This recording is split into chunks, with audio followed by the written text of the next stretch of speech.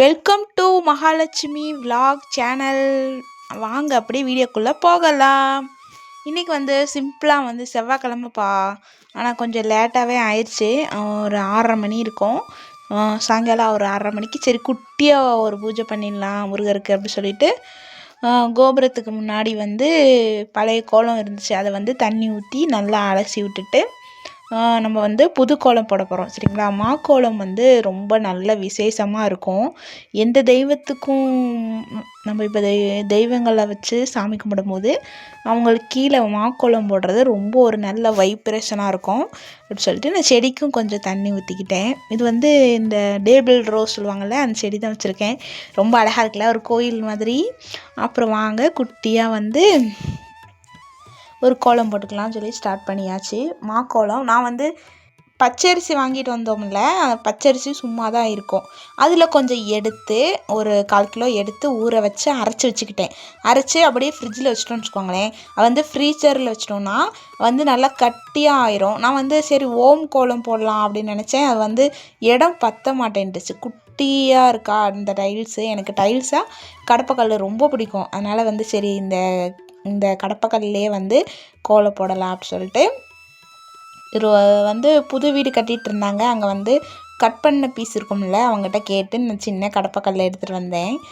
இந்த கோபுரத்துக்கு முன்னாடி கோலம் போடுறதுக்காகவே இந்த கடப்பக்கல்லை எடுத்துகிட்டு வந்திருந்தேன். சரி நான் சரி ஸ்டார் கோலமே போட்டுக்கலாம் அப்படி சொல்லி ஸ்டார் கோலம் போட்டாச்சு. அரிசி மாவு நிறைய அரைச்சி ஃப்ரீஜரில் வச்சுருக்கேன்.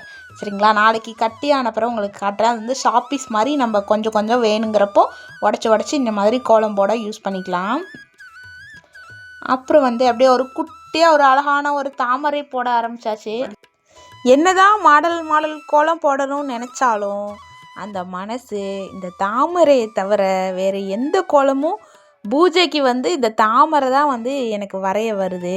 அது ஆட்டோமேட்டிக்காக என் கையே ஏதாவது பூஜை பண்ணால் உடனே நான் தாமரை கோலம் போட்டுருவேன். அப்படி ஒரு பழக்கமாகவே ஆயிடுச்சு.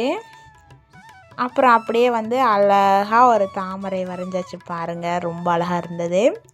பச்சரிசியில் தான் திடீர்னு செவ்வாய்க்கிழமையா காலையிலையே நான் வேலைக்கு போகிறதுக்கு முன்னாடி சாமி கும்பிட்டுட்டு ஒரு குட்டி பூஜை பண்ணிட்டு தான் போனேன். இருந்தாலும் அந்த மாலை நேரத்தில் விளக்கேற்றி சாமி கும்பிட்றது எனக்கு ரொம்ப பிடிக்கும்.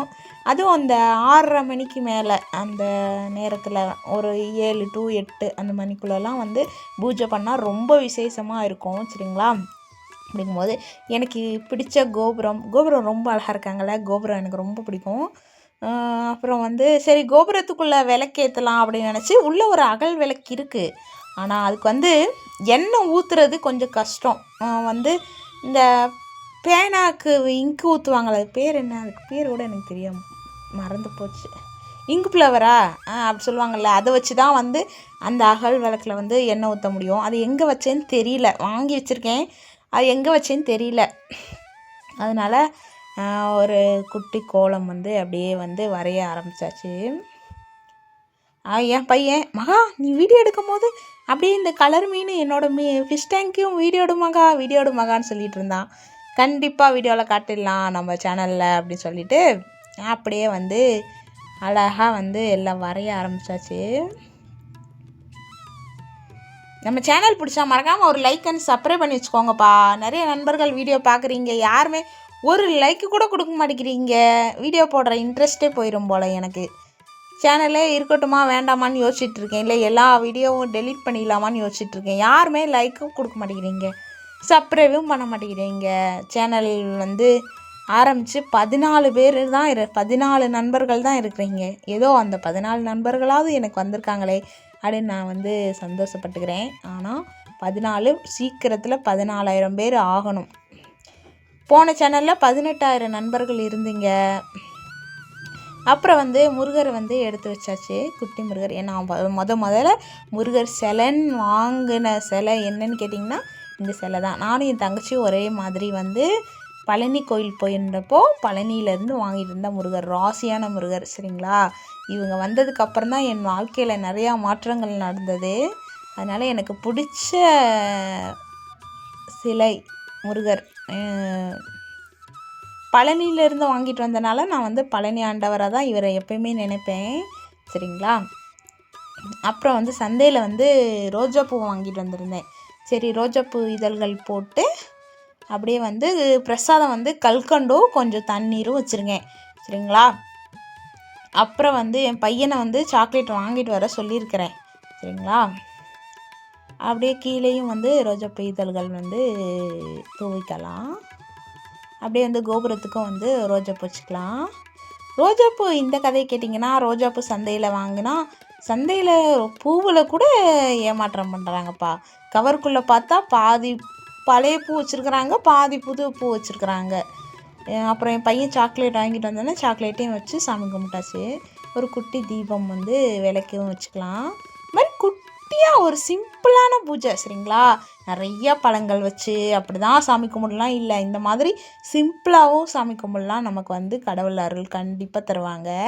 2 கல்கண்டு இத்தினோண்டு பாத்திரத்தில் தண்ணீர் வச்சா நம்ம மனசார முருகரை கூப்பிட்டோம்னா அவர் ஓடி ஓடி வந்துடுவார். அடி மீது அடி வைத்து அழகான நடை வைத்து விளையாட ஓடிவா முருகா, என்னோடு சேரவா முருகா. இந்த பாடல் எனக்கு ரொம்ப ரொம்ப பிடிக்கும் சரிங்களா. எல்லோருக்கும் பிடித்த பாடல் தான் அந்த பாடல். அப்புறம் வந்து எனக்கு பிடிச்ச முருகர் பாட்டெல்லாம் வந்து என்னோடய வாய்ஸில் வந்து நான் பூஜை பண்ணிவிட்டு உங்களுக்கு வந்து பாடி நம்ம வீடியோ சேனலில் வந்து நான் கண்டிப்பாக ஒரு வீடியோ தரேன் சரிங்களா. பழைய சேனலில் எல்லா வீடியோவும் இருந்தது, பழைய சேனலே க்ளோஸ் ஆயிடுச்சு, இமெயிலே இல்லைப்பா. இது புது இமெயில் வந்து ஓப்பன் பண்ணியிருக்கேன். அதனால் வந்து பழைய நண்பர்கள் யாராவது நம்ம சேனலில் பார்த்தீங்கன்னா நம்ம சேனலை வந்து சப்ஸ்கிரைப் பண்ணி வச்சுக்கோங்க. புது நண்பர்களும் பார்க்குறவங்க எல்லோருமே வந்து சப்ஸ்கிரைப் பண்ணி வச்சுக்கோங்க. எல்லோருக்கும் முருக கடவுள் அருள் கண்டிப்பாக கிடைக்கும், எல்லோருக்கும் நல்லதே நடக்கும் சரிங்களா. அப்புறம் வந்து பச்சரிசியை வந்து மஞ்சளில் நல்லா கலந்து அக்ஷதைன்னு சொல்லுவோம்ல தூவணும் சரிங்களா. எந்த தெய்வமாக இருந்தாலும் நம்ம சாமி கும்பிட்டுட்டு அவங்க வந்து சந்தோஷப்படுவாங்களாம். அச்சதை தூவினோம்னா நம்ம வந்து அவங்க வந்து சந்தோஷப்படுவாங்களா. அதனால் வந்து அச்சதை வந்து நான் ரெடி பண்ணி வச்சுருக்கேன். வந்து எந்த தெய்வம் நான் சாமி கும்பிட்றேனோ அவங்க மேலெல்லாம் அப்படியே தூவி விடுவேன். அப்புறம் வந்து ஒரு அதிசயம், நம்ம வந்து ஒரு கல்கண்டு வச்சாலும் அது வந்து வைக்கிற பிரசாதம் வச்சு நம்ம சாமி கும்பிட்டதுக்கப்புறம் யாராவது வந்து நம்மக்கிட்ட அந்த பிரசாதத்தை கேட்டாங்கன்னா அவங்க வந்து கடவுள் தான் சரிங்களா. என் பையன் வந்து ஒரு அதிசயம் நடந்துச்சு. நான் அந்த பூஜையெல்லாம் முடிச்சுட்டு கொஞ்சம் வீடியோஸ்லாம் எடுத்துகிட்டு அப்படியே நான் அங்கேயே அவன் உட்காந்து அப்படியே சாமி கும்பிட்டுருக்கேன். என் பையன் வந்துட்டு ஆஹா எனக்கு அந்த சாக்லேட் வேணும் அப்படின்னு கேட்டாங்க. எனக்கு அந்த முருகரே வந்து நம்மளோட பிரசாதத்தை எடுத்து சாப்பிட்ட மாதிரி ஒரு சந்தோஷம் சரிங்களா.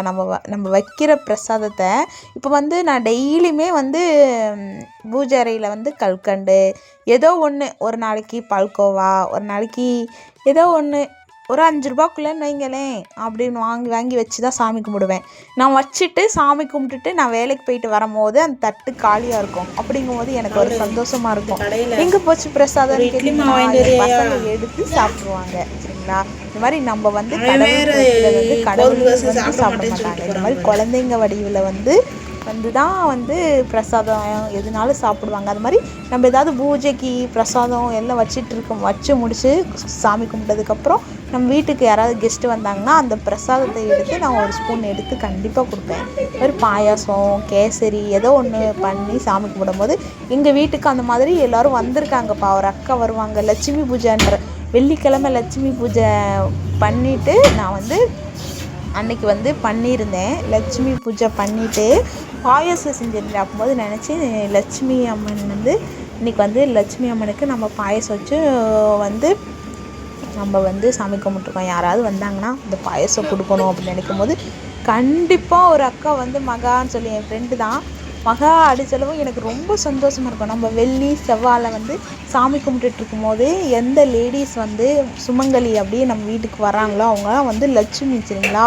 அவங்க உள்ளே வந்தோடனே ஒரு டம்ளர் தண்ணி மொந்து கொடுத்துட்டு லட்சுமி அம்மா, நான் இப்படியே தான் சொன்னேன், லட்சுமி அம்மா நீங்கள் வருவீங்கன்னு நான் பாயாசம் செஞ்சுருந்தேன், பிரசாதம் வச்சு நான் சாமி கும்பிட்டேன், ஆனால் வந்து சாப்பிட்றக்கு யாருமே வரலையேன்னு சொல்லி ஃபீல் பண்ணேன். நீங்கள் வந்து கடவுள் மாதிரி வந்துட்டீங்க, நீங்கள் ஒரு பாயாசம் குடிங்க அப்படின்னு சொல்லி நான் எடுத்து கொடுத்தேன். அந்த மாதிரி பார்த்தீங்களா, என் பையன் எப்போயுமே வந்து சாக்லேட்டே கேட்க மாட்டான். ஆனால் அன்றைக்கி வந்து மகா எனக்கு அந்த சாக்லேட் எடுத்து தரியா, நான் சாப்பிட்ணும் அப்படி கேட்கும்போது எனக்கு மனசுக்கு ரொம்ப சந்தோஷமாக இருந்துச்சு. கடவுள் வந்து இந்த மாதிரி மற்றவங்க ரூபத்தில் தான் வந்து நம்ம வைக்கிற பிரசாதத்தை வந்து சாப்பிடுவாங்க.